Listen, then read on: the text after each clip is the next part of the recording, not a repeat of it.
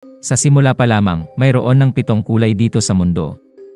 Sila ay sina pula, kahel, dilaw, luntian, bughaw, indigo at lila. Inatasan sila ni Bathala na magbigay ng kulay dito sa mundo, ngunit sa hindi inaasahang pagkakataon, hindi sila magkasundo-sundo. Sinabi ni Bathala na magtulong-tulong at magbigayan sa lahat ng oras sa isa't isa, ngunit hindi nila ito ginagawa. Patuloy silang hindi nagkakasundo sa iba't ibang bagay. Palagi silang nagkakaroon ng kompetensya sa isa't isa, lalo na sa oras ng kanilang trabaho. Sabi ni Luntian, "Ako ang pinakamaraming nagawa dito, kaya nararapat lamang na ako ang mabigyan ni Bathala ng gantimpala."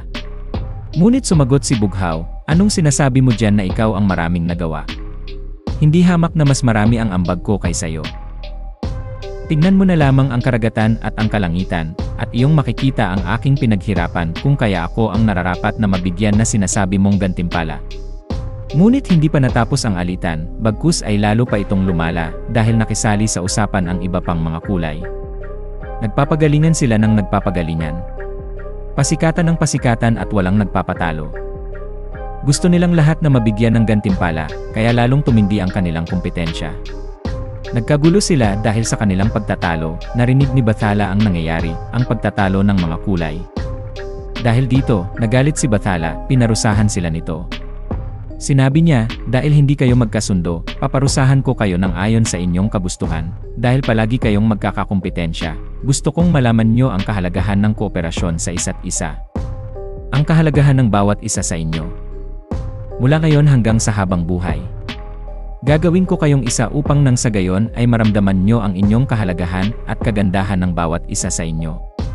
Kung kaya, pinagsama ni Bathala ang 7 kulay. Pinagdikit-dikit niya ang mga ito. At dahil sa sobrang nagalit si Bathala, kung kaya siya ay nahabag sa pag-iyak, at nagtago ang mga kulay sa takot kay Bathala. Lumabas na lamang sila pagkatapos umiyak ni Bathala. Ngunit laking gulat nila nang sila'y lumabas ay dikit-dikit na sila. Hindi na nila mapaghiwalay ang kanilang mga sarili, kahit anong pilit nila. At nalaman nila na mula sa 7, sila'y naging isa. Sa pangyayaring iyon, sinasabing si Bathala na kanilang hari ay nahabag. Kung kaya ngayon, ang habag na hari na pinagmulan ng mga ito ay sa paglaoy naging bahaghari, ang 7 kulay ay tinawag na bahaghari.